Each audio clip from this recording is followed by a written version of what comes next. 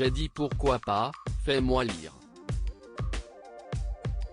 Dans la traque, Philippe Tourton s'est glissé dans la peau de Michel Fourniret dans un diptyque signé Yves Renier et diffusé lundi 15 mars sur TF1, qui retrace l'arrestation puis la détention préventive du tueur en série par la police belge.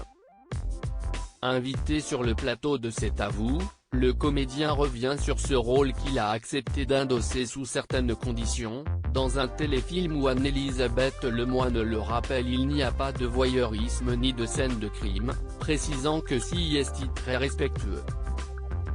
Je ne l'aurais pas fait sinon, concède Philippe Tourton.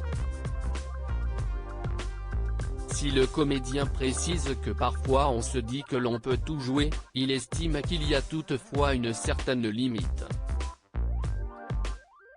Il y a des trucs qui sont extrêmement délicats, ajoute-t-il, expliquant qu'une scène de crime ou de sévices aurait inscrit la traque dans un genre de film. Et puis ça pollue ce que l'on veut dénoncer aussi d'une certaine façon, le voyeurisme empêche de faire passer un message, donc ça je ne l'aurais pas fait, admet-il, tandis que de son côté Yves Renier, le réalisateur du téléfilm, a fait très attention aux victimes et à leurs proches. Il ne fallait en aucun cas que l'on puisse les identifier, a-t-il confié à Téléstar.